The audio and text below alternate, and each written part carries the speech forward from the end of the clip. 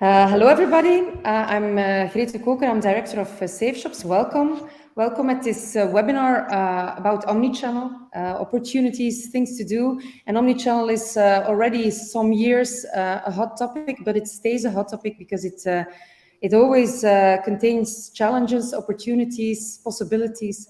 And it's a bit those opportunities, possibilities, and cases that we would like to present to you today. So we established, or we created a nice panel for you today with 4 speakers. But before I go into that, I just want to thank the partners. And if Louis says, okay, yeah, thank you. We have Premium Plus, Mercado, and Trade Tracker who are supporting this webinar. So thank you for that one. And we will run through the next slides. Louisa, thank you. Just to say one thing, yesterday we had our Eco Wednesday. That's a kind of self-promotion slides. It's only one self-promotion slide because we do a lot of things here at Safe Shops. But yesterday we had our Eco Wednesday. We had about 120 web shops participating, sharing their promo on their sustainable offers. So that was a really nice day and a discovery day for me myself. I bought some nice stuff that I didn't know, so that was nice to do. And we think, because we do not have the final statistics from Combo, our hosting party, but we think we will be around 45,000 visitors on yesterday on Eco Wednesday, which is a success because we doubled away the traffic that we had the year before. So for the second edition, we were quite pleased with the traffic we could realize on that day. And we had some radio energy, did a call or a radio talk. We had some papers writing about it. So it was quite nice to be able to organize this again yesterday. So just saying, I had hoped to give you the exact number of traffic and visitors, but yeah, we didn't get them yet because it still has to be produced. So thank you all for being here. And my task today is to present you the 4, in a way 5 speakers, but the 4 slots that we have. And it's all a bit coming out from a different angle. So each speaker has a different experience, a different point of view on the topic, on Omni-channel, which makes it quite interesting to listen to. Because if I'm going to talk about Omni-channel, I will certainly hear that in the case of Jean-Philippe. You will see that Omni-channel has, of course, different channels, and we present some of them, but has also impact on more than only your channel use, also on the fact how you treat your customers, your client, your customer service, your product placement, your product pricing. And there's a lot of things to see about or to do about Omni-channel.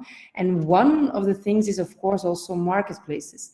And we invited a neutral expert for that one, Maxence Verkruijsen, who is, yeah, I can tell you, more like a neutral marketplace expert overviewing several marketplaces. He has an experience at bol.com, but his purpose now with Mercado is to consult you as a web shop in how to move on all those marketplaces and how to put your strategy in line. So marketplace is one part of your omni-channel strategy, and that's why we start with Maxence, because we think he can maybe already take a sidewalk before coming to the other cases. So I will present the other speakers, of course, in a second phase. How we work, for those who didn't follow yet a webinar here at Safe Shops, we like to do the case first, or the slot first, and then give you the time to ask questions. We foresee 5 minutes. If people have questions, just put it in the chat or in the question section, and we will treat them after the speech of Maxence. So I would like to hear you, Maxence. So put up your noise, and let's do this. Okay. Perfect. I think you can all hear me now. Yeah. Just one last question before I begin, because normally when I explain this, I do it in Dutch. do you prefer for me to speak in English or in Dutch? I think we have a mixed public, Maxon. So if you go into poll, there will be some French-speaking people and some Dutch-speaking people. So we rather have you doing it in English this time. So sometimes you only have, we are mainly known for as Dutch-speaking, but I think it was Jean-Philippe with his charisma who attracted also some French-speaking people here in the room. So I would like you to hear your speech in English if possible. All right, no problem. I can fix that quickly. However, the presentation itself is in Dutch, so I will explain it in English. I will translate it as well. But if you have any more questions, you can ask them at the end of the presentation. I'd say let's just jump right in. I'm not one for those big "who am I" introductions. I think if it's interesting enough, you'll want to know that afterwards. So let's just jump right in with a couple of numbers. Now, it shouldn't be a big surprise to you that in the years that had came, we started buying more and more online. Here, what you see is the percentage of buys online compared to the total buys in retail worldwide. So in 2015, 7.4% of all buys were happening online, and you had a nice growth that until 2019, 13% was happening online. So 1 in 10 buys were happening online in 2019. But then, of course, came the year 2020 that you all know with a big disaster that happened, where, of course, there was a big boom in the online sales. And we went from 13 suddenly to 18%, where in 2022, 20% is being bought online. So 1 in 5 in 2019, 1 in 10 in 2019, in a couple of years already changed to 1 in 5. Now, that is not a very big surprise. We all knew this.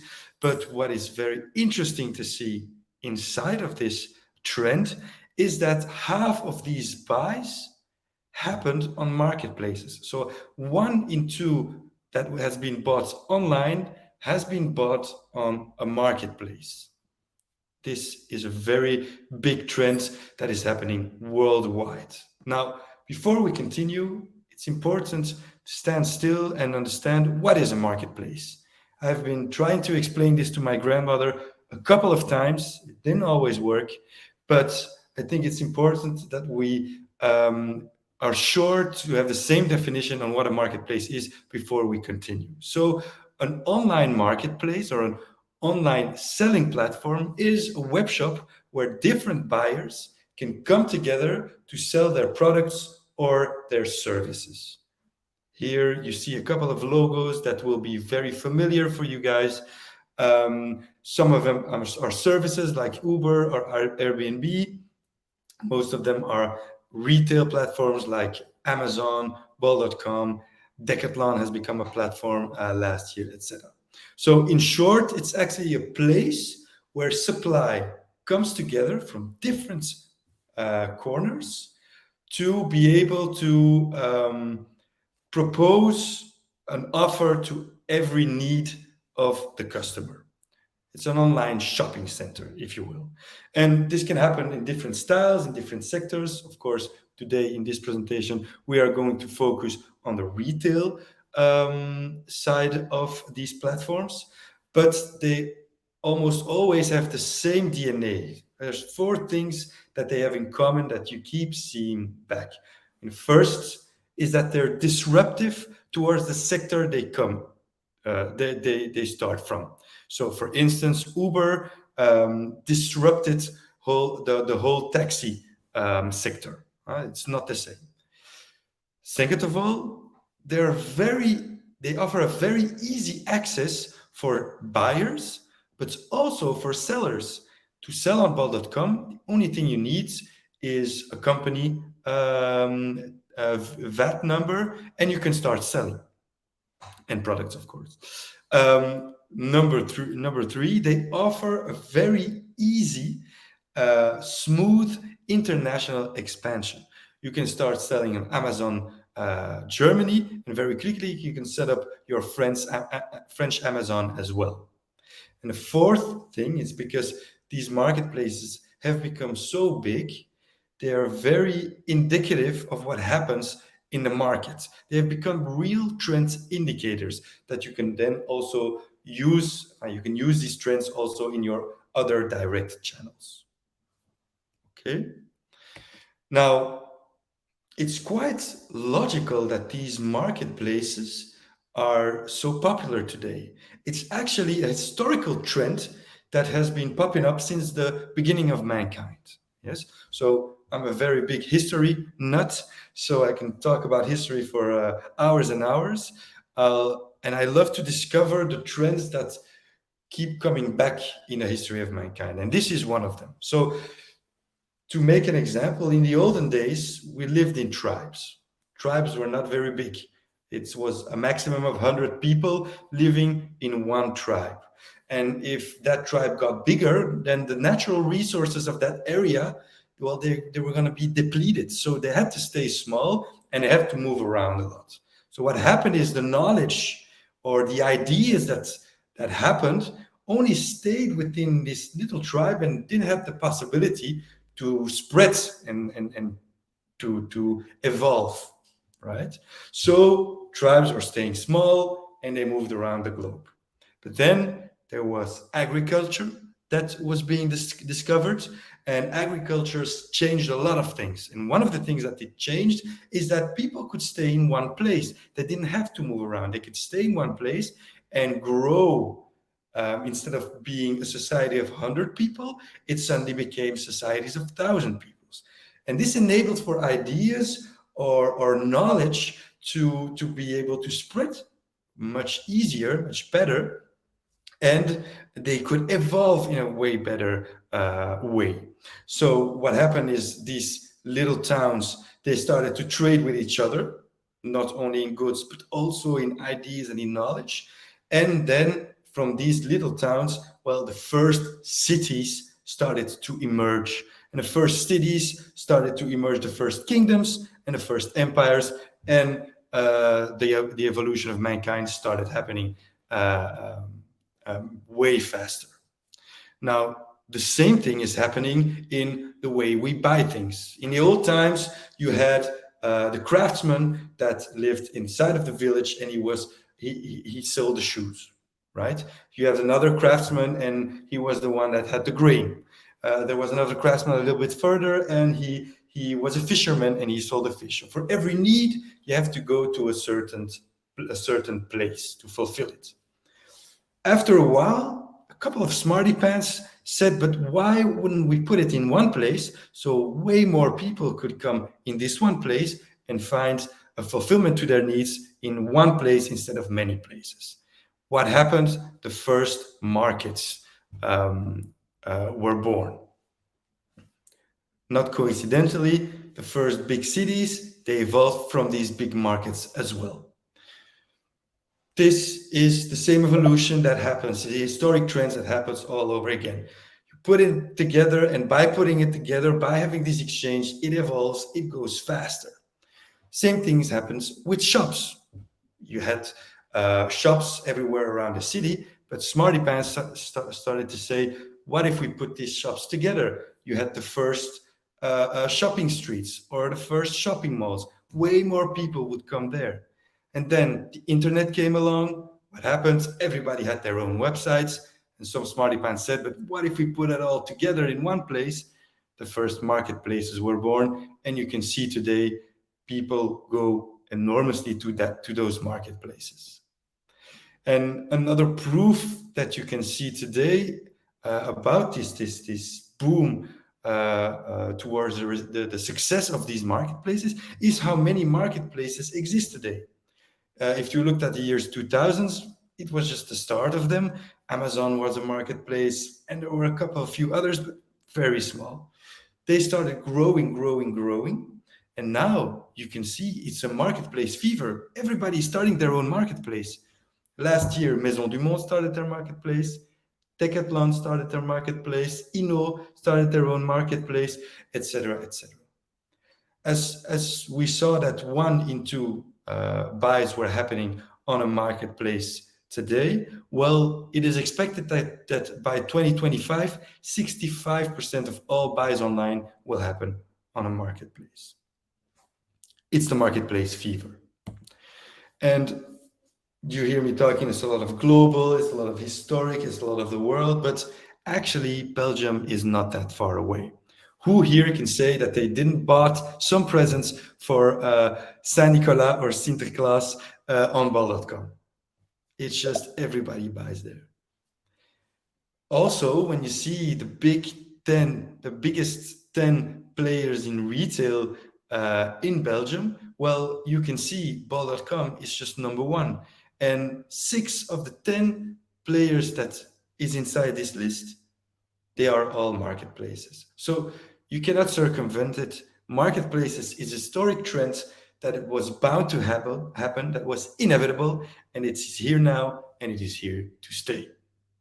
Now, a very interesting trend that is happening within these marketplaces is that, well, we are coming to the second phase of these marketplaces. So what is the first phase of these marketplaces? Very simple. They want to be the biggest one. What do they want to have? They want to have the largest assortment, the largest number of products on their marketplaces, with the best prices and with the fastest delivery times. But they are already they are already existing for a while now. And now what you can see is that they have this. They have the largest assortment. They have the best prices often, and they have always the fastest delivery times. So what is the second phase? Now they are evolving. And what are they evolving to? You can always look at the marketplaces in China. It's always very interesting what's happening there, because we will always not copy them, but take some pieces of what is happening there and try to do the same here.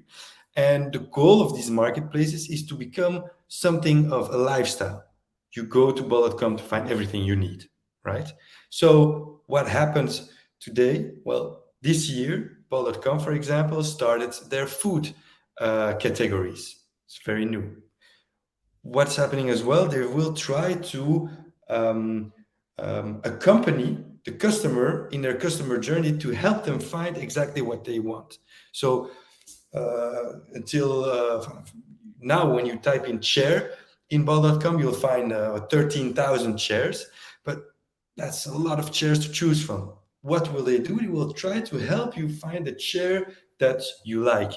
How? By looking at what you bought previously or what you have put in your basket, etc., etc. And another thing that will come up to are services, is how they will help you. For example, if you buy furniture, they will offer a service to put it into your home. Or if you buy a sort of, how do you say it?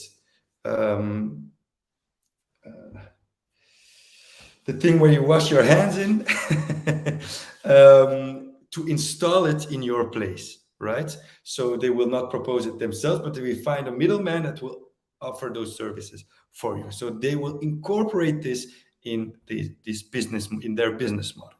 This is the change that you will see in the coming years on these marketplaces. Now, another trend is very important to see is that more and more consumers are starting to look for products directly on these marketplaces. So in the old times, they went searching on Google. Today, they are not doing this anymore. Today, they all have the bol.com app or the Amazon app or the Zalando app, and they will immediately start searching inside that application instead of Google. Another thing is that because these marketplaces are constantly putting products and brands in the spotlight by campaigns or promotions, they are teaching, they are helping their consumers to learn new products and new brands. So marketplaces aren't only a place to sell, they've also become a place to advertise. This is a big change towards the olden days. So a proof of this you can see in what is happening in America. Of course, if you look at the budget spent for ads, the most of them are still going to Google. That's still going to stay. SEA will still be very important. But suddenly, here on second place, you can see Amazon. This is completely new. So the second biggest ad eater in America has become Amazon. So in 2020, business in USA, they were spending 12% of their ad spend to Amazon. In 2021, that was already 19%. It's a huge rise. And it's logical because everybody starts their customer journey on these marketplaces. You have to be there in the spotlight. And well, today we're talking about multi-channel. So it's logical that you want to put them in the spotlight on the marketplaces as well, because actually you want to be in the spotlights everywhere where the customer goes.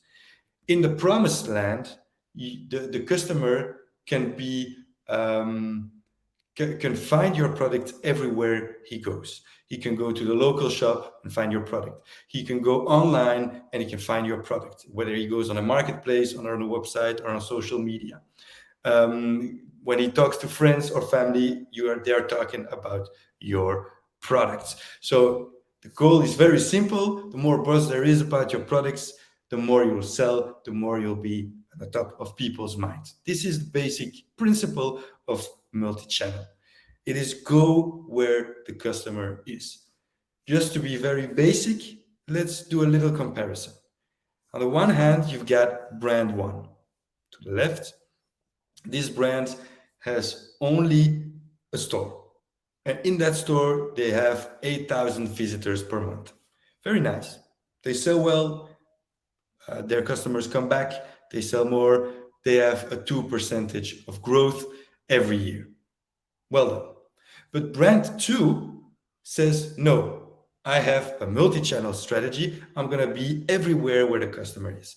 And they don't only have that store where there are 8,000 visitors per month. They also have a web shop where they have 10,000 visitors per month. They're also live on bol.com, on La Redoute, on Amazon, on Decathlon, where, well, in bol.com, for example, they have 5 million visits per day. So it's an enormous piece of the pie of the consumers that you can get there.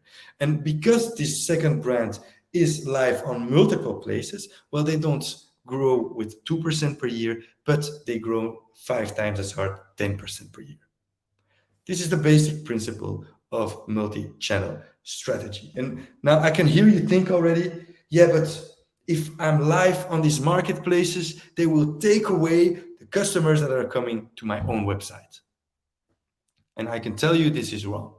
This is a false myth that exists since a very long time. It is false because you have actually 2 kinds of customers. First kind is the one who is a fan of your brand.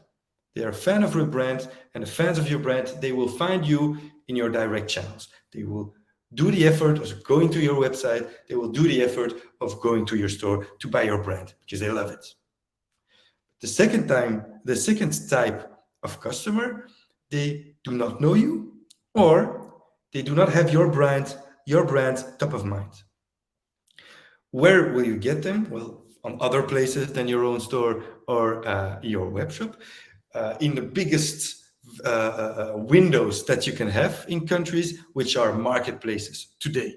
So you will go get them on these marketplaces. And what will you do? You will use these marketplaces to create fans. So we'll go catch those customers that don't know you or don't have you top of mind on these marketplaces and convert them into making a fan of your brand so that they will go for the next time in your direct channels to buy your products. And so, for example, bol.com, I know I'm talking a lot about bol.com. It's because I work there as well, so I got a lot of knowledge about them.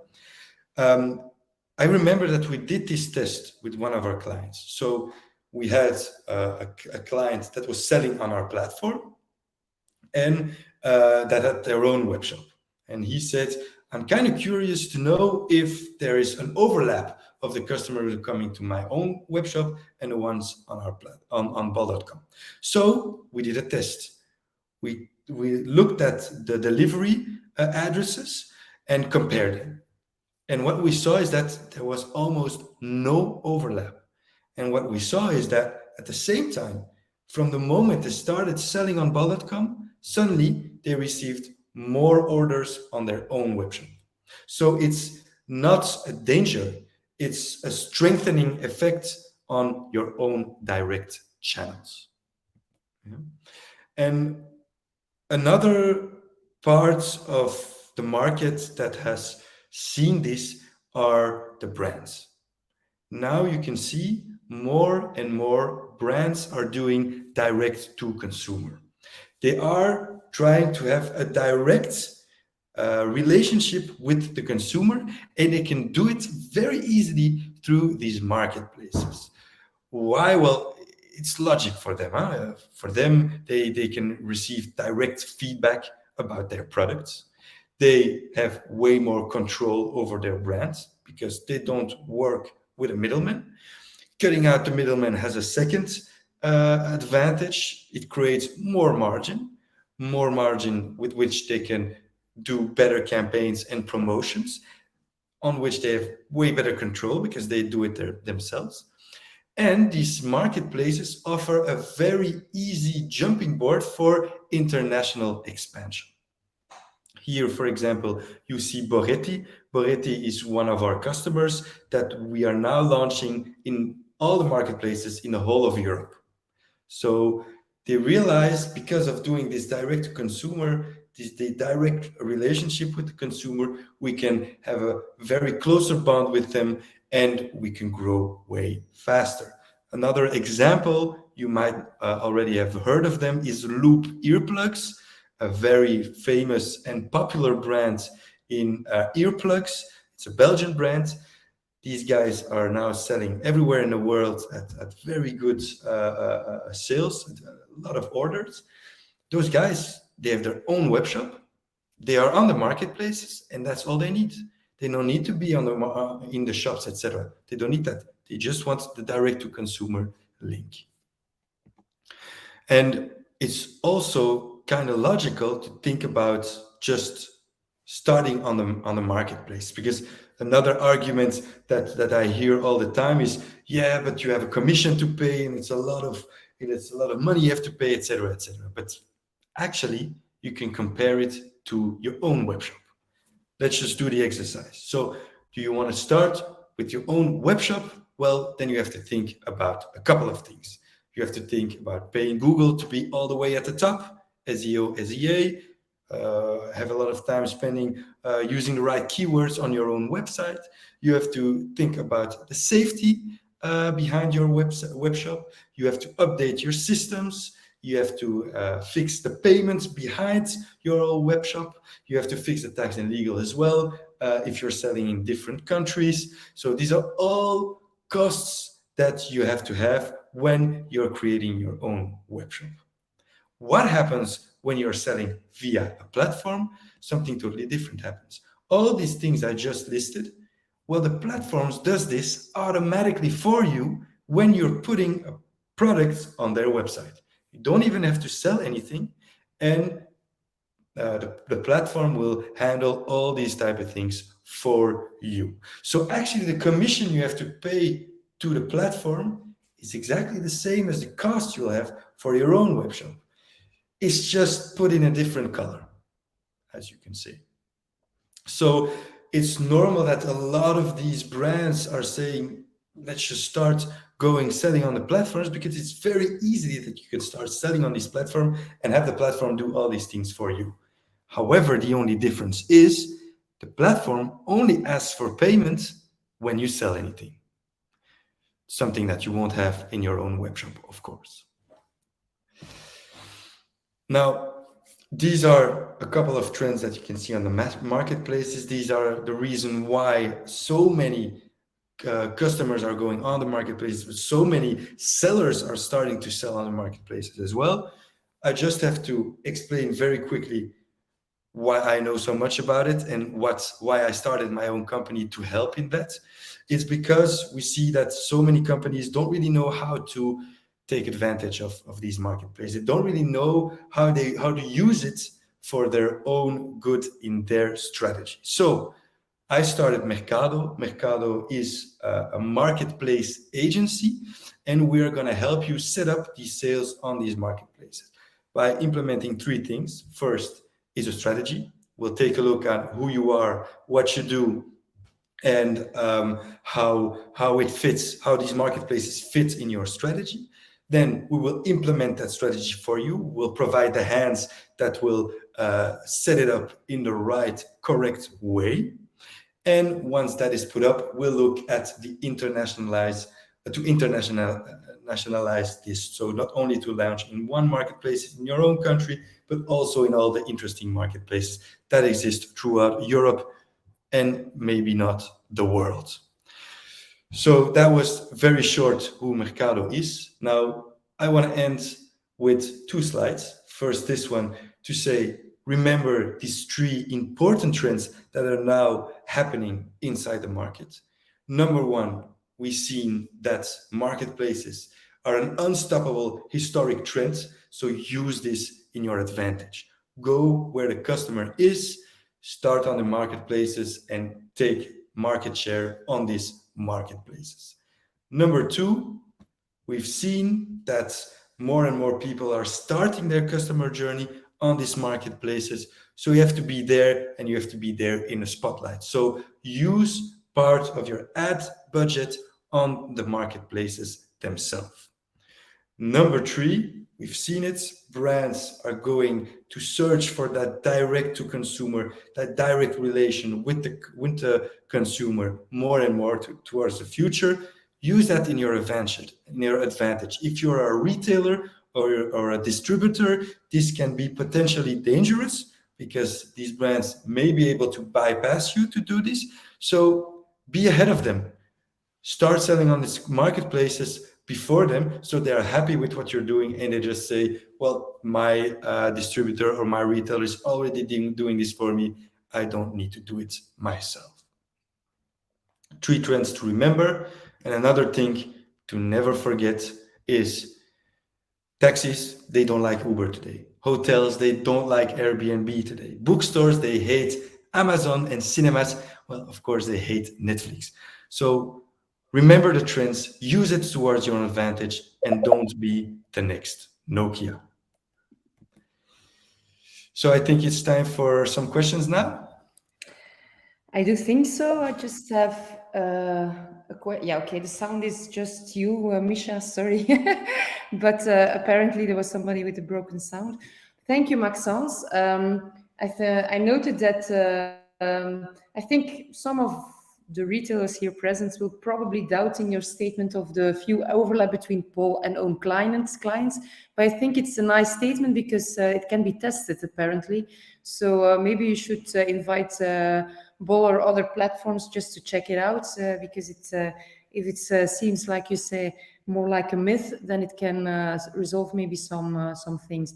And I think indeed it put pressure on your margin, but you should look from the other side, maybe that it also avoids costs. So it's always a bit of mix, I think, and everybody should take his strategy and maybe consult you to see how what's possible. Because what's a bit concerning me is we almost always hear the classical marketplaces. But if you see the growth of the amount of marketplaces that's happening right now on several fields and several detailed niche markets, I think the expertise or the need for expertise is certainly there. Because if you already see Decathlon here in our environment, starting with his own marketplace, it happens everywhere. So it should be something that is followed up continuously, I think. So if somebody still have questions for Maxence, you can ask them. Otherwise, he will send you later on the presentation. We will send you the presentation, and you will have his details. So you can always contact him later on for more questions. That leaves us to Elisabetta and Lisa, I think. We're going for two nice ladies, so we double up the speed, Maxence. No, Was it slow? No, I was saying impossible, I think, because you were quite, you did very well. But ladies are also smooth talkers, so I would say Elisabetta and Lisa, go ahead. Trade Tracker, which I know especially from affiliate marketing. I can say that one. That's a bit the affiliation I have with you guys. So maybe you should see, how do you see yourself moving on into omni-channel, because it can stimulate your omni-channel sales. So how do you do that? I think that's a bit what I'd like to hear from you today, how to integrate that into your omni-channel strategy. Voila, the title's there and the lady's there, so let's go ahead. Thank you, Greet, for the introduction. Indeed, today we will talk about how to integrate affiliate marketing into your omni-channel strategy. So, of course, we have made a little table of content so you just know what we will see today. So we will talk about first ourselves, a little introduction, just so you know what we do within Trade Tracker. Of course, we will talk about affiliate marketing, what it is. The dream would be that you all know what affiliate marketing is, but I'm sure that some people have heard about it, but not really know what it does.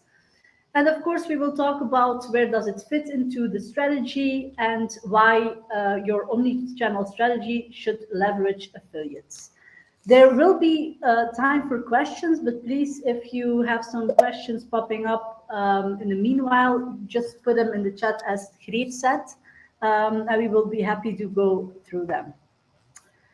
So a little introduction of ourselves. I'm Elisabetta Velika. I am responsible for sales in Trade Tracker Belgium. So basically, when you want to work on your affiliate marketing program, the first contact person will be me.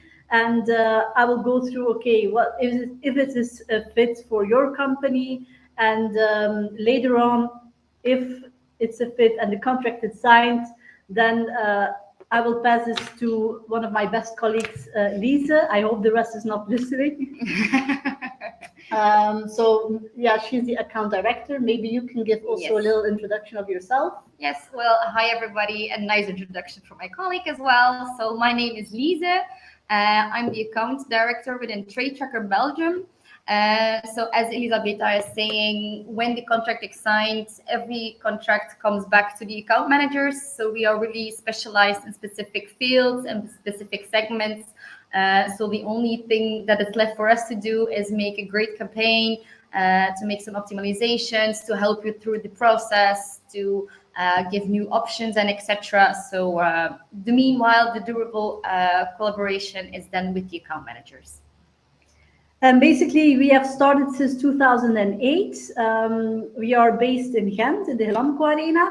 Normally, we were sitting with this background, so you can see like the stadium. I don't know if you all see it, but we are so in the middle of Ghent. It's always nice to be here in a central place to have just a coffee and go through the possibilities. I know that now Corona is over. A lot of people want to meet in person, so it's perfect to meet you here in the Glamco Arena. We are 10 employees, more than 15,000 affiliates, and of course a lot of campaigns, as Lisa said, within different segments.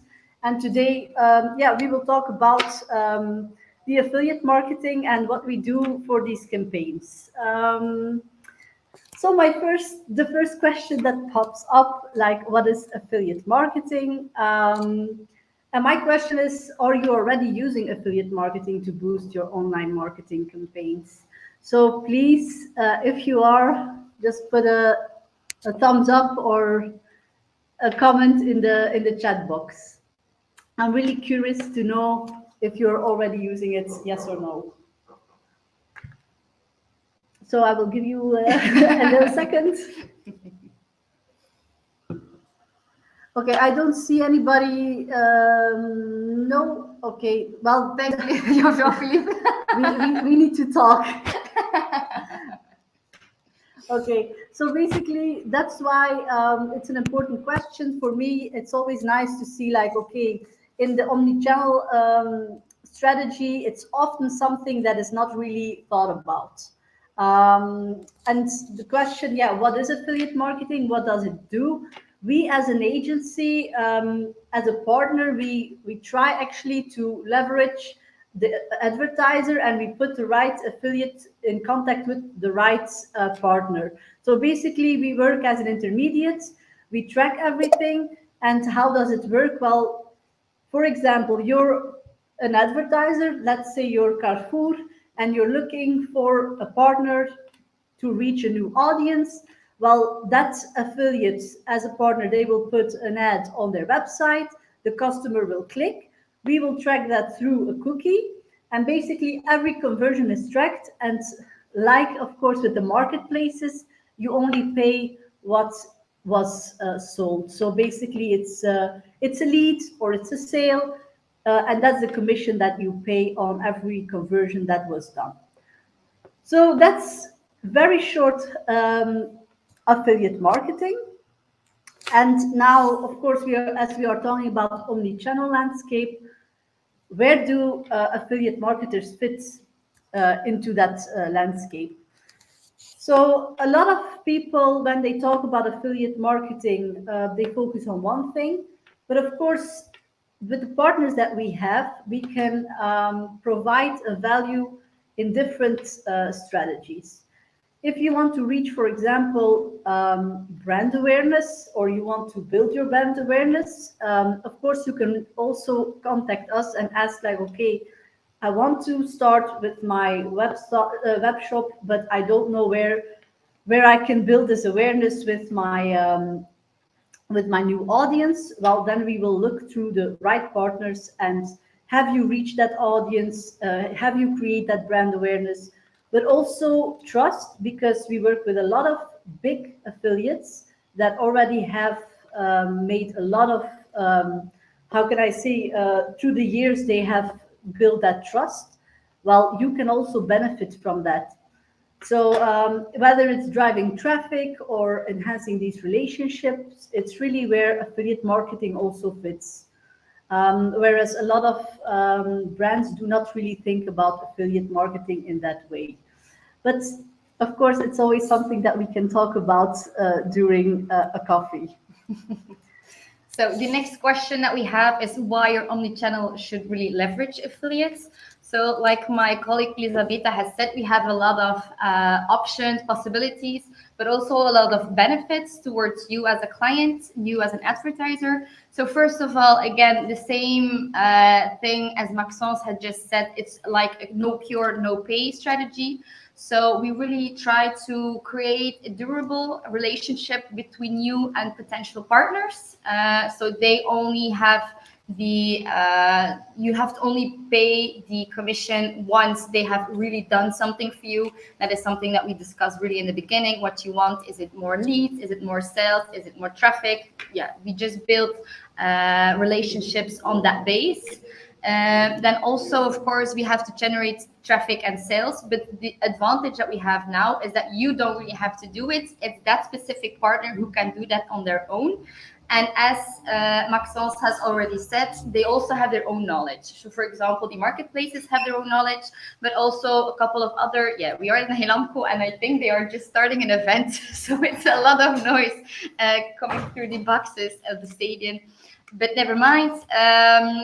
Their knowledge of that specific partnership can also be a benefit for you, because they have a lot of other advertisers within different segments, and they can do a lot of benchmarks to see what is going well there, what isn't really beneficial, and they can really shift their strategies towards the ones that you desire. Then, of course, the last one is the different tracking parameters. We also discussed the cookie part, but because we have to adapt, especially with the cookieless tracking, with the third-party cookie, we really have to adapt and create some other parameters. That is something that we can do for you. It's not something that you have to do yourselves. And also one specific part, because we are talking about the omni-channel, is that we have, when you talk about affiliate marketing, we sometimes see the reaction like, oh, but it's only on discount codes, it's only on specific websites that are doing the last click. But you really have to notice that there are a lot of other site types that are active within the affiliate marketing part. So the ones we mostly see that advertisers are surprised that we are working with, I have put them in bold.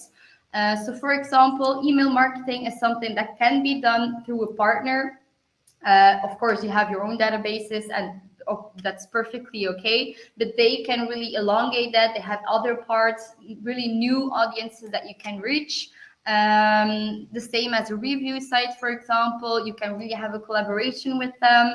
Technology partners, retargeting, we have the Google part, of course, like Google Shopping, SEO, SEA. Those are really things that those partners can do for you, that you don't really have to investigate yourself, because as a marketeer, you know, there are 1,000 things that you have to do. You have to be top on mind of every change in algorithm and everything. You have to be an expert.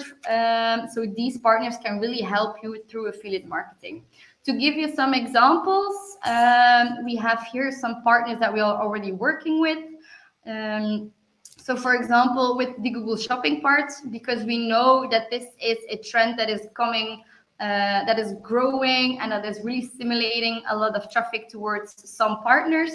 So if we type in, if you don't know what Google Shopping is, if you type in, for example, you want to go this summer on vacation and you need slippers, or doesn't matter what, you can type that in, and one of the first things you will see is like a carousel with all different brands, with all different products and etc. So this is something that you should do because it's reaching a lot of audiences, sorry. But we have specific partners who can do that for you. They use their knowledge to benefit you, and because it's really on a performance part, you have to, not you yourself, but the publisher really have to do their best, because they will receive more commission when they're doing better sales, when they growing their audiences towards you. So you really grow when the publisher grows, and it's like a win-win situation. The better they do that, the better it's for your audiences and for your sales and for your revenues, of course.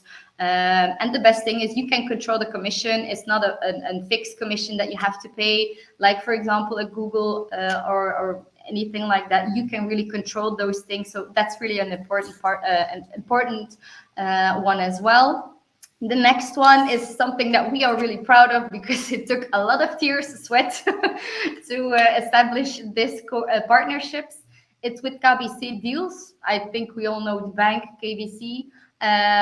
They now also started their deals account. That was something that they did directly with specific advertisers. But they noticed a lot of not errors, but things that they bumped into. So they reached out towards us, and we have now created a specific platform only through affiliate marketing links. So why is this beneficial for you as an advertiser? Again, no cure, no pay. You only have to pay per transaction that they do. Also one of the advantages, it's a real-time report, so you don't have to wait a month, for example, to see how many clicks did they do, how many commissions, revenue did they do. You have your own account, and you can really track everything separately from every publisher. So that's a really nice advantage.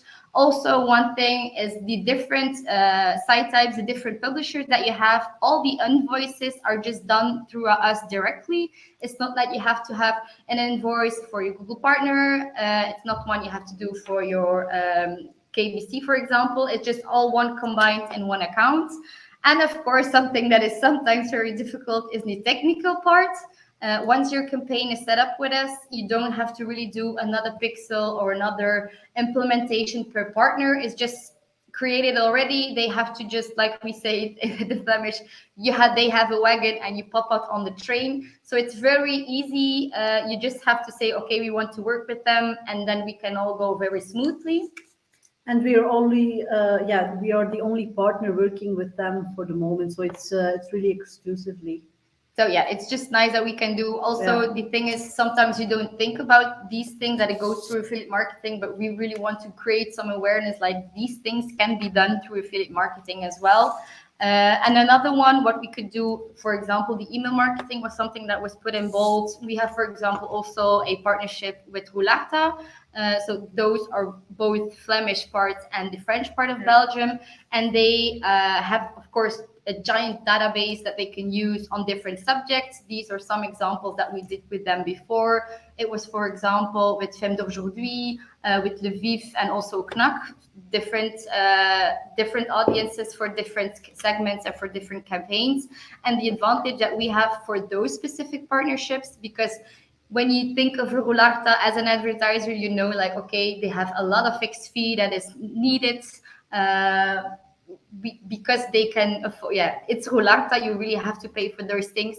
And the advantage that we have is we can do a split in the sense of there is a big part that can be done on performance as well. So for example, here we had some examples for Tox. They had to pay, of course, a fixed fee, but they could also do a part on the performance part. So the sales and etc. that Tox has done, Roularta has done for Torfs. It's like, a nice compensation that you don't really have to pay the full amount, but we can do like a hybrid model.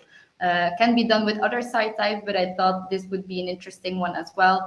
If you wouldn't think about that before, it's really something that can be done through affiliate marketing.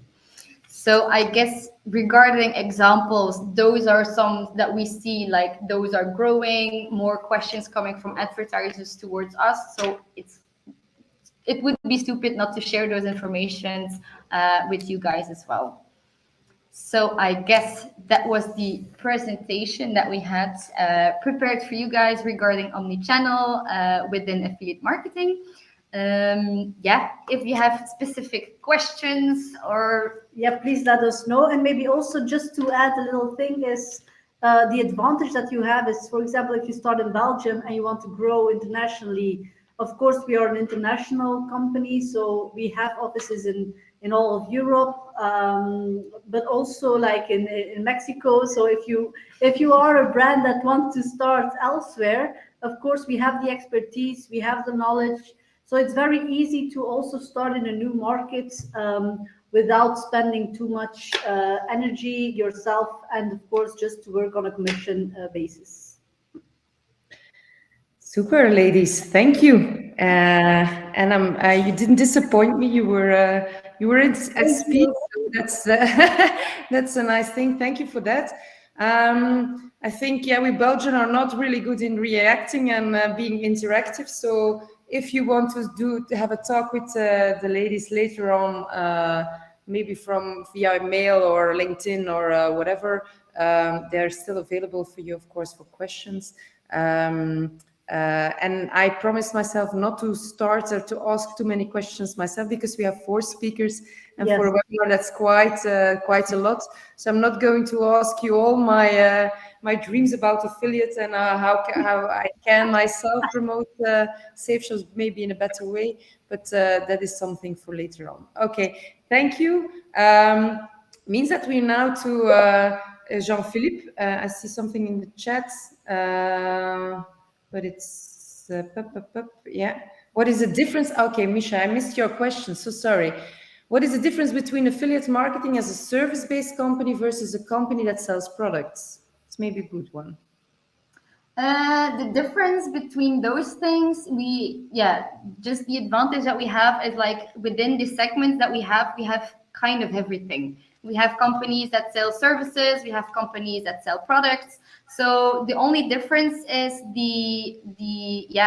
in what segment that you are promoting. For example, the service based are, for example, insurances, are real estate. Those things are really on service based, and it just depends on the type of affiliates that you want to work with, the type of audience you want to reach. Even though if you are like selling products or if you're selling services, every campaign has their own story, has their own expectation, have their own affiliate base. So it really doesn't matter if you're selling a service, if you're selling a product. we all discuss the campaign on its own and looking for the best option. So it's not really, it does not really make a difference. The only difference that we see is purely on B2B and B2C. That's the only difference we see, but on products or services, it's kind of the same. Yeah, and whereas if you really want, if you really want to have leads for a service-based company, it's a different pricing or commission than, of course, when you sell a product. Some leads are harder to get in, so they require a bit more effort from both sides. So yeah, it's like Lisa said, it really depends on what you're looking for. And of course, do not hesitate to contact us if you really want some information on how we can help, and then we can see like, okay, which partners are suitable for your company, and we can make the we can also make a prognosis like, okay, if you start, what can it get you? It's always an interesting study to do. Okay, perfect. Thank you. So I was, and Misha's pleased as well, so that's fine. Maybe less about the fact that services are more expensive to have leads on, but I can imagine that he's already happy doing this, and Jelle is also happy, so good job. That brings us to Carrefour, to Jean-Philippe, because we wanted to have in the discussion, we have the point of view now from more like, let's say, a channel view, a marketplace view. We have the marketing view that you gave us, Elisabetta and Lisa. And I think it's very interesting to now see more like what is omni-channel for a retailer, and how he or she is looking towards the challenges and the opportunities that omni-channel gives. And I think in food it is even more a challenge than some than elsewhere sometimes. So I had the privilege to have a sneak preview of Jean-Philippe, his presentation, and I can tell you it's gonna be rocking as always. So Jean-Philippe, it's up to you. Take the stage and feel the pressure. Thank you. Great. No, I've got the pressure.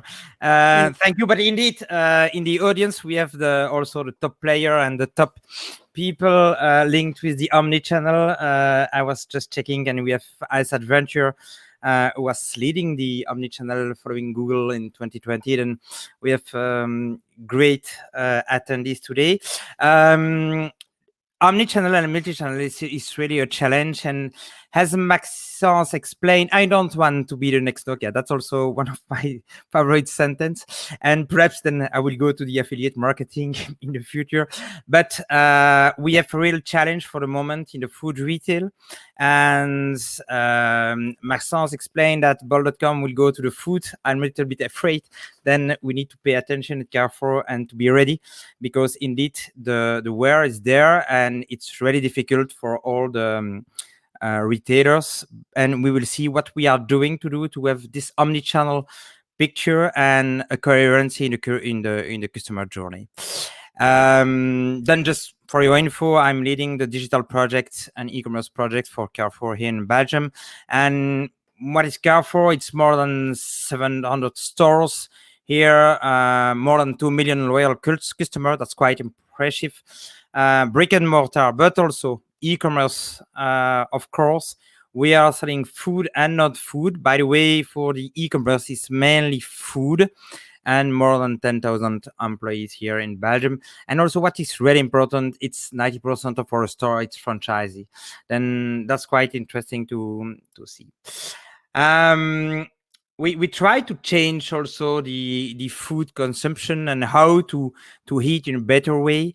To act for food is also act for change, how to be able to buy food more locally, more sustainable, and certainly more organic products. That's quite our motto for the moment.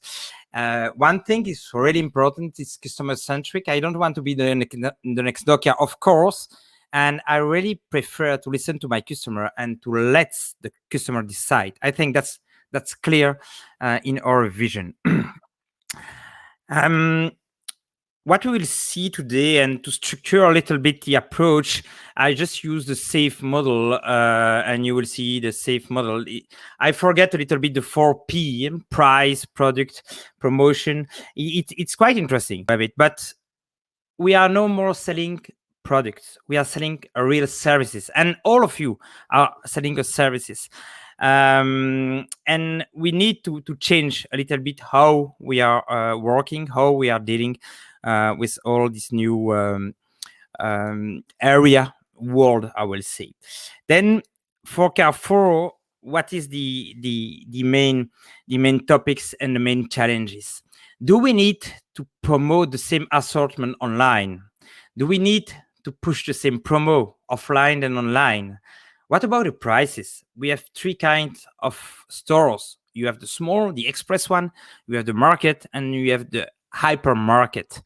At the beginning, the Carrefour is a marketplace where we can sell a lot, but which price do we need to promote? That's quite difficult. And what are the expectations of our customer? And we are also working with pure player like Uber Eats, for example. And which price for Uber Eats? That's all the environment we will see today together. That's clear. Customer really would like to have a valuable product, a valuable services. At the end, a valuable experience. That's the most important thing for me. It's the experience you will be able to provide to your customer. And indeed, we will see that the e-commerce and the brick and mortar will stay together, but the e-commerce will grow more and more. Kantar just give the expectation that in 2026, 30% of the global commerce retail will be through the online. Okay, 30%. Then we need to be there. If we are not there, we will lose market share. And indeed, that's the data from Safe Shop. We can see that the number of stores grow. The turnover is around 12 billion here in Belgium. Then that's just amazing. In UK, it's much more. Okay, then just pay attention because we are a little bit late here in Belgium, but the e-commerce will grow more and more. That's certain. And then we will use the SAFE model to explain the omni-channel picture. Then go to the solution, to the access, to the value, and to the education. And we will make the correlation with the 4P, of course. Then, first of all, the solution. We are selling product, of course, but much more than product. We need to propose a global experience from where the customer can find us, and it could be through the affiliate marketing, why not? Through a marketplace, why not? It's not yet the case.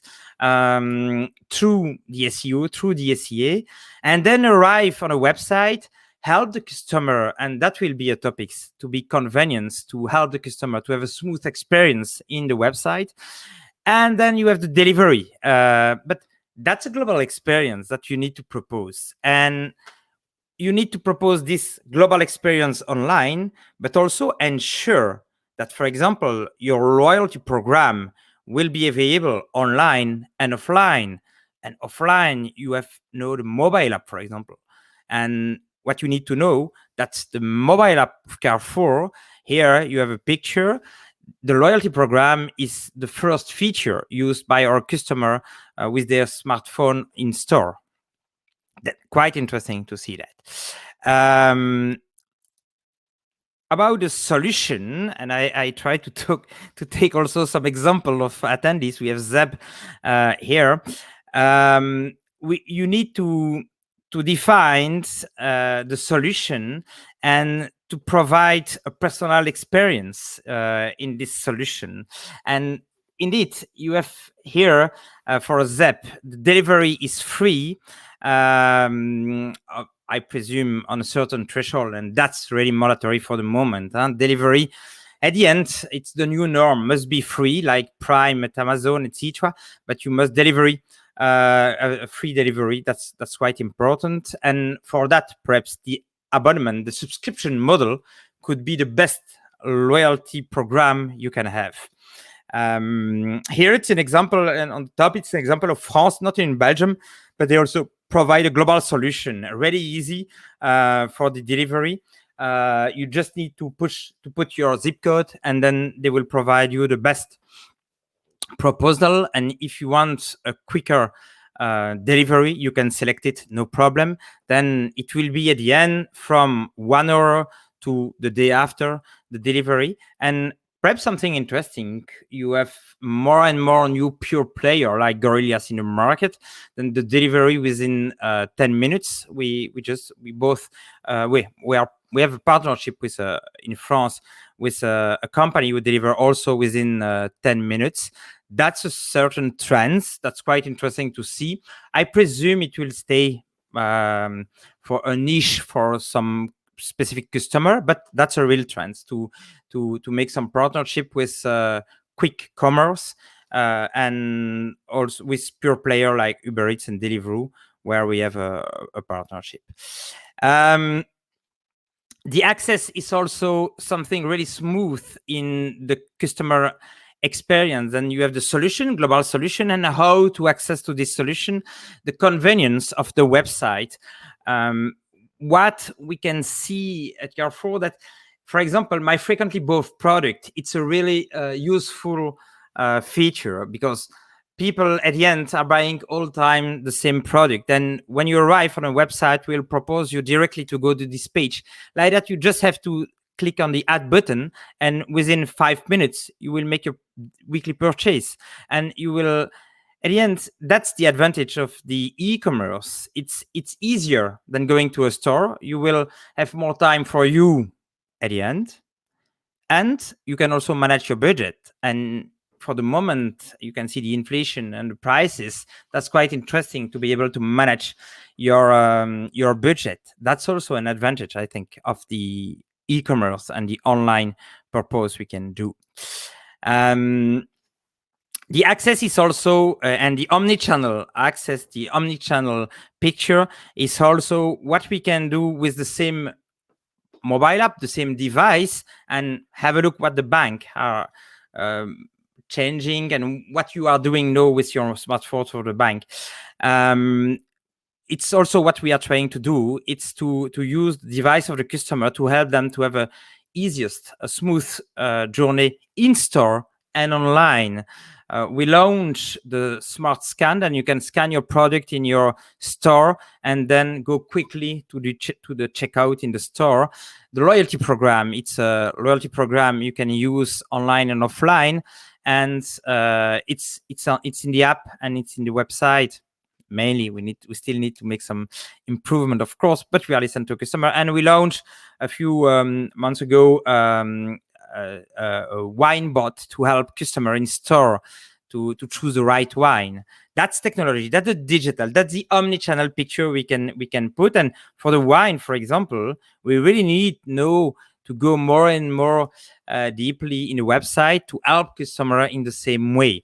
But we need to provide this experience. It will be a little bit different in store and online. But at the end, you need to help your customer to have the easiest way to buy, a smooth journey. That's the target. The access, it's which price also, the coherency of the prices. That's not easy. In the food retail, that's really complicated. It's less complicated, I think, in the non-food sector, but in the food sector, it's very complicated, because if you put the same prices online and offline, the margin and the benefit, it's really difficult to have it. Then we need to find the right way. And which prices? Do I need to put the same prices as in an hypermarket, a market, or an express? That's not so easy. We need to find the right way and the right price. For the moment, we are trying several things, but what we can see that in the food retail sector, even if the price is important, it's not the most important thing for a customer. The direct marketing must be, of course, we still have a lot of paper, but you can also digitalize the direct marketing. And of course, but you know that you need to personalize the direct marketing. That's why we are sending to our customer digitally or through the bpost, we are sending promotion, and it's a one-to-one promotion. It's really one-to-one promotion. Then we check the customer history, the purchase history, and we will propose to the customer the right promotion to ensure it will be back to our store or to online. And to our store, it's offline and online, of course. For me, the e-commerce it's like a store, but it's an online store. It must be also the convenience. Keep it simple. I check several websites, and sometimes to time it's really complicated. When you have a landing page, what I can see with the A/B test we are doing, it's the arrow banner. Then the banner on the top of the landing page must be very simple. A few words, just one call to action, just explain the action, and one call to action could go directly to that product. And something which is working quite well, it's to have the categories on the pages, like that people can filter, can find very easily the right wine, for example, here they want to buy. That's quite impressive that when we add these categories on the pages, we have a real increase of the conversion rate. And keep it simple for the customer. What we are also doing, it's a lot of, we are data driven, and we check all the time the data. We know that the search is quite interesting and important, and we just change our search engine, and we have directly an increase of the NPS. Directly, it was automatically done. We can see an increase of the NPS. That's quite impressive that people, when you change one feature, you can have a direct result. But you can see here that the search is quite important, but also the categories you can put there more than the bannering. Then pay attention to that and be data driven. It's something with what we are doing every day. That's the A/B test. We are continuously making A/B tests and let the customer decide. That was the point of Maxence. I don't want to be the next Nokia. I want to be where the customer is. I want to let the customer decide. That's something quite important for us. And then in the safe model, you have the solution, you have the access, and know the value. What value you can propose to the customer? Perhaps one thing here, it's about the delivery cost. What we can see, and I'm also teaching, and the students are always saying me, I don't want to pay any fee for the delivery. You need to propose fee for the delivery, of course, because you need to explain to the customer that the education, but you need to explain to the customer that there is a cost to the e-commerce and to the delivery. But at the end, as they don't want to pay any fee, any prices for the delivery, you really need to put a threshold. From 80 euro, it's a free delivery. From 150 euro, it's a free delivery. Or perhaps have some marketing action with some producer ones, with some suppliers.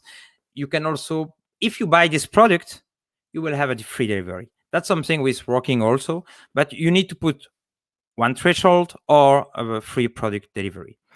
For the value, you need to listen to your customer, of course, and to provide several opportunities for the delivery. We set up a company named Ship2, where we deliver with bicycle within 90 minutes. The customer in the major town here in Belgium, Brussels, Antwerp, and Ghent. Liège also. More and more, we are trying more and more to push this service. And we can see that it's quite interesting to see that with Uber Eats or Deliveroo, with Ship2, even if you have a markup in the prices, people are buying because the service is quite important. As explained, the solution is quite important. And you can see that the elasticity of the prices are really different following the service. And if your main request is to have a service to be delivered within 30 minutes, it doesn't matter at the end what is the price. You want to be delivered within 30 minutes because that's your request. And we can see a real difference between customer buying on the quick delivery and customer buying on the drive the day after. That's quite interesting to see that if you propose the right service to the right people, you really can increase the price, because it will not make the difference. The difference is the services and the global solution you will provide. That's for the solution. And the E for safe model, it's the education, the communication, then the place at the end for the 4P.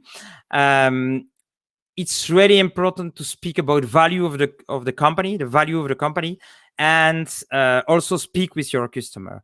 We are more and more convinced that we need to speak with our customer about the same value. What are their value, and how we can answer to these values, and how we can give the trust to our customer. And how to do that? It's indeed, you need to communicate about it, but also you need to speak with your customer.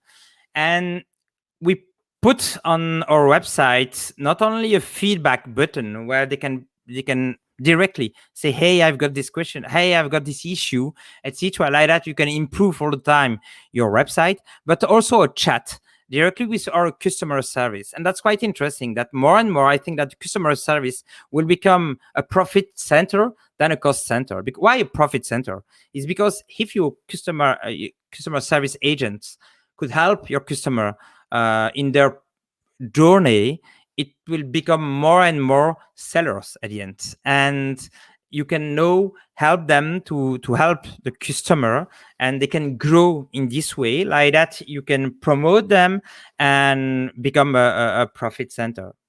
Something quite interesting.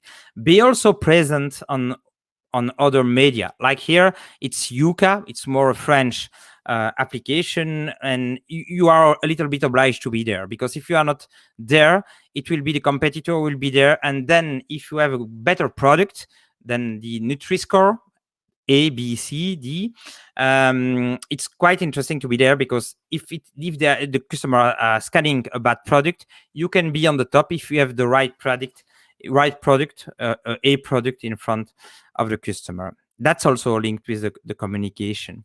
And as explained with the customer service, the omni-channel picture is also a multi-channel challenge, because you need to speak with your customer with the right channel. And we launched, for example, a WhatsApp channel with our customer, and that's quite interesting, because when you are in store or you receive your order at home, but you are not happy because there is something wrong, it's really easy to take a picture of the product and to send it through WhatsApp to say, hey, what's the problem? I asked for this product, but I received this one, or there is some product missing, for example.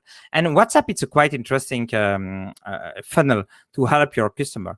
But at the end, you need to be where your customer is. If your customer is now on TikTok, and I saw some TikTok video of your brand, you need to be there. If your customer is on Instagram, you need to be there to answer to them, to have an interaction with them. That's really the education. And it becomes more and more complex. I agree with you.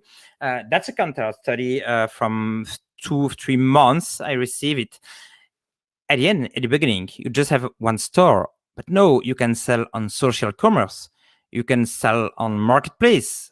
See what Maxence explained. You have your own website, but you can also go to the quick commerce, then that third party also, because when I'm selling on Uber Eats, it's through the Uber Eats app. Okay, I'm selling. Then you can see the environment become more and more complex, much more. The touch points of the marketing are more and more complex. Why? You have in red the online one, and you have in dark the offline one. You can see that you have a mix of them. For example, the word of mouth. People are speaking about your brand. They can, of course, speak together with a coffee, but also they can give you some rating, give you some comments. Then that's also something new. Not new, but you need to take that into consideration. And you can see the global picture. It's more complex. You need to invest more to stay with the same market share. That's a little bit the statement today.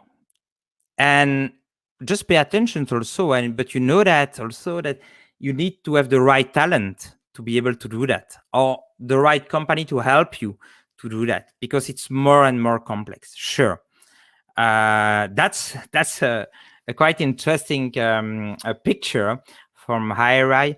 On the top, you have the in-store touch point and the old touch point, I would say the brick and mortar touch point. And below that, you have the digital one.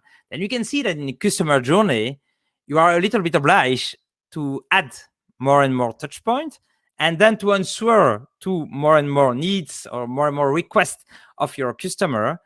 It's the omni-channel picture is complex. Some picture of your post on several social media. Just one word about the social media. We have Zep, we have Ice Adventure, we have on TikTok Smart Photo, and I saw that somebody from Smart Photo was also here. Quite interesting to see people, a company already on TikTok with some result. And also we have Jules de Stropper. Just to explain how the algorithms are working, more and more they are taking into consideration the format. Of course, the video is more and more a format we need to go, and we are going more and more in this way. We really need to try to have a good more and more followers on our on our social media platform. That's mandatory for us. And how to attract them, it's linked with the value, it's linked with the fun we can provide to the customer. And the algorithm are also taken into consideration the interaction within the first hour. When we post something, we need to pay attention to the first hour, and we need to push people to answer or to share or to like our post, because it's there that the algorithm is checking, and we can reach more and more people. But of course, it's more and more mandatory to push SEA, to boost post, to be able to reach more and more audience. And why be on the social media? It's clear. The time spent in social media by Belgian citizen is 1 hour 30 minutes per day. Then is it more important to be on social media or on the white pages or yellow pages? Be sure, it's more important to be on social media, even if I cannot see that it drives a lot of traffic to our website. It's not really important, I think. It's more for the brand awareness, so it's really important. And we will see now with the social selling, the live shopping, etc., what will happen. But we need to be there and to have a community who is following us. And on which media, I will say which media, but before the which media, how many people as an account and using an account? Not only I have an account, but I never will go there. But more than 9.5 million of Belgian citizens have a social media account. Then that's clear. More around 85% of the of here in Belgium of the people have a social account. Then we need to be there, and we need to ensure we have the right audience and more audience in our social media. And which social media? At the end, it's still Facebook, who is on the top for the moment. 80% of the people have a Facebook account. And then you have Instagram. And you can see that, for example, TikTok is 25%, and really strange because people are always saying me, yes, because it's for young people, etc. But it's not true. More and more people are using TikTok, but it's not so easy to it's not easy to find the right way to speak with the customer, etc. And what we can see, perhaps interesting, that's we have some store who launched some dance in TikTok, and they have a better reach than us directly on the HQ when we are posting some posting some posts on Facebook. I saw great, and I think I need to speed a little bit up. One thing, BNPL, buy now pay later. It's a trend also. We can see that it's a trend, and we need to be there. More and more the young generation, and with the crisis, you need to offer that. We need to offer that the buy now pay later in the omni-channel picture. It's really important. We both area in the metaverse. That's also a new touch point. We will explore and we will see what will happen. We need to be there. We need to see what will be the future with the metaverse. Okay, I think that's my last slide. Right, no problem. Omni-channel. You must provide a coherency in the journey and a frictionless journey for your customer. That's the digital at the end, to help customer to win time, to have time to do something else, and multi-channel, to be on the right channel with your customer, to speak with your customer on the right channel. Great.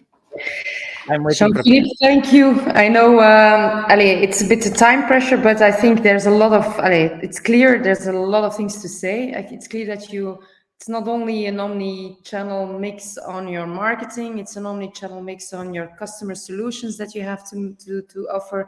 It's an omni-channel mix on your product and price. So it's quite complex. And I think also in customer service, you already talked about WhatsApp, and then everybody's asking, another channel, how I'm going to treat that one.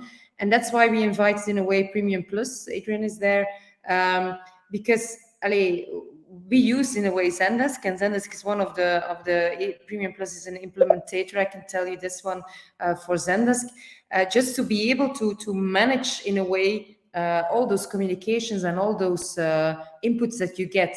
So it is quite, I think, important just to see that. You also need to use the right tools. So up to Adrian to take a look at this one and just to start presenting so that you can take the stage. Go ahead, Adrian.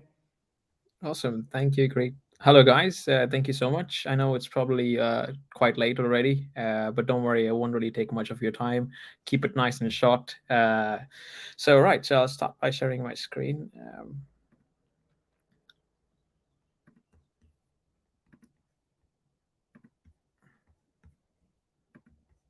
You should all be able to see the slide deck now. Let me know if that works. Great. That's all right. Yeah, it's clear. Yeah, it works. It's clear. Awesome, cool. All right, so as Greet mentioned, my name is Adrian. I work for a company called Premium Plus. So I think it's very important today just to understand who we are and why you should trust us and what we're saying today, because we've got some really useful tips for you today in terms of customer experience. As you probably heard from the sessions today, there's a lot of ways that you can sell, a lot of things that you can do to kind of get these customers. But of course, once you get these customers, it's so important to maintain these customers for the long term and get them to buy with you every now and then. And that's where customer experience has kind of become the kind of go-to place to differentiate with other brands or competitors.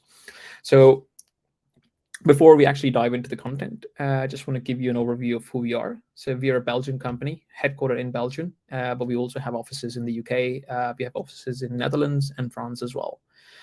We work with leading technologies. As you can see, Zendesk is one of our biggest platform that we use for majority of our customers, and we've been a partner of Zendesk for the last 10 years. So essentially, our goal is to be the consulting company for your brand and to help you to find solutions that help you to deliver the better experience as well. On the other sides, we have other partners as well, like Echo, who are kind of modern telephony. We also have chatbot providers, and we also work with other CX products, in the space as well, just to deliver the best end-to-end experience for you. So let's moving into the tips that we actually have for you. So I'm sure maybe you'd find some of the tips that you already use in your current strategy of CX, and some of them might be new to you. So let's dive in. So I think the first tip that we have for you is let your customers help themselves. In today's world, I think it's become so important to provide that great customer experience, as we say.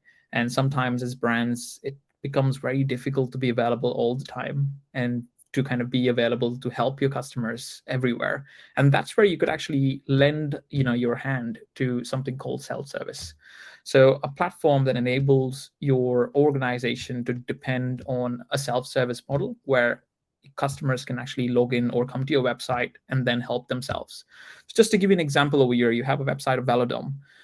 You could be innovative over here by providing the best experience by just giving an example. If someone's on electric bikes, you can go ahead and provide them articles about electric bikes or questions that they might think of to ask, like how to buy an electric bike, why do I need one?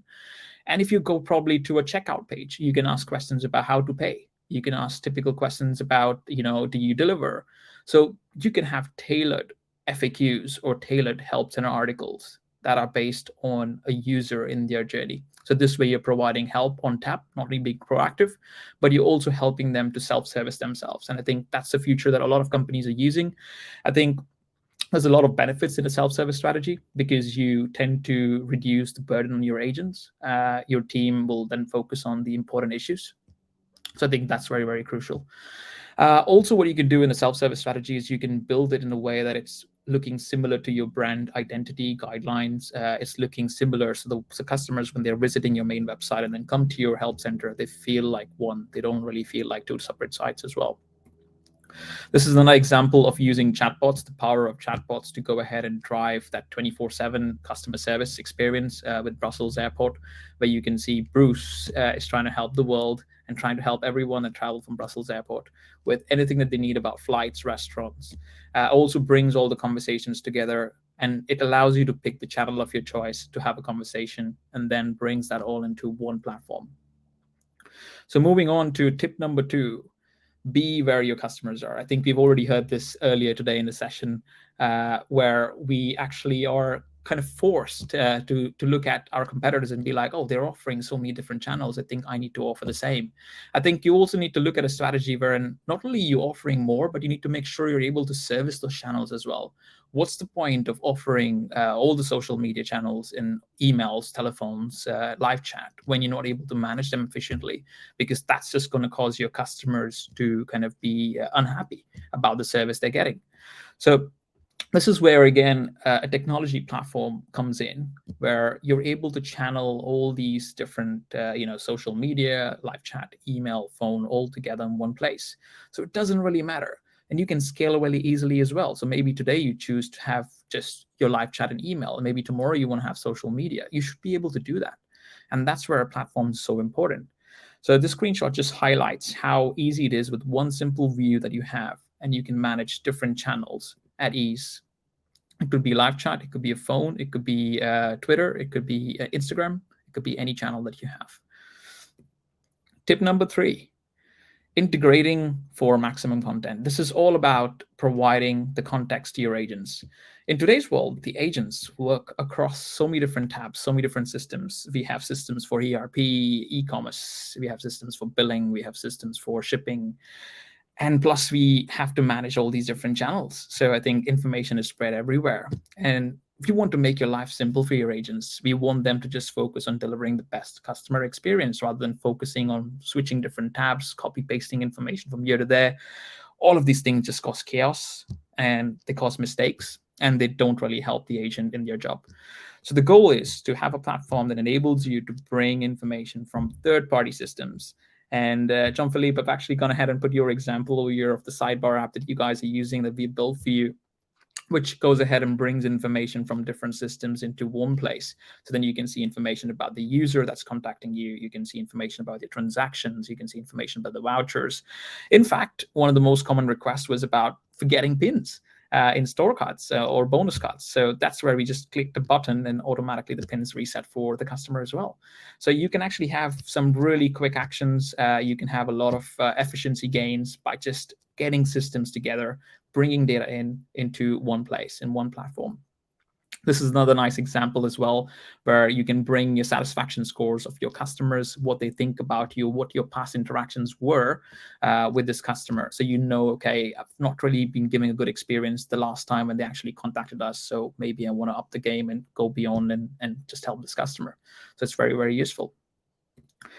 Go to tip number 4. I think your agents are, your frontline. they are the ones speaking to customers day in, day out.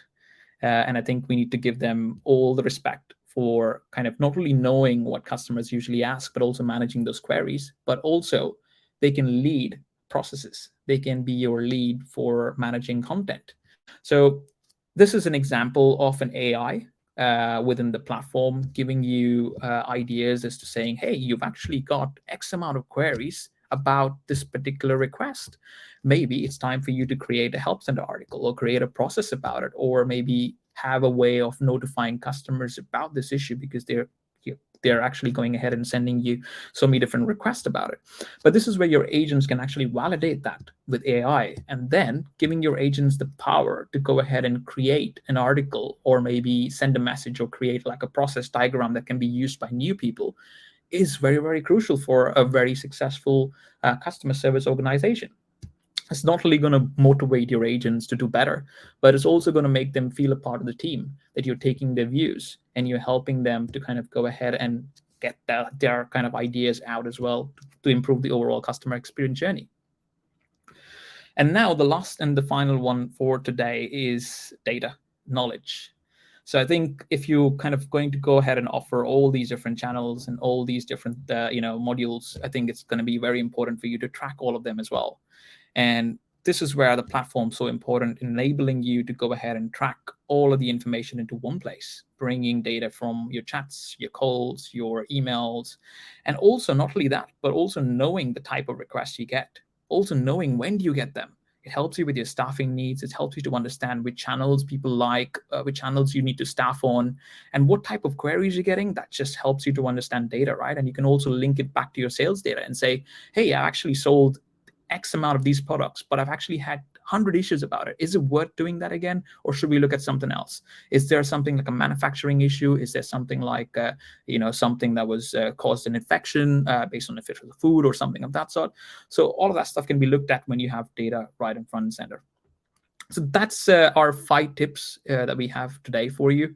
And in the end, all of these things are the things that I showed you are delivered by Zendesk.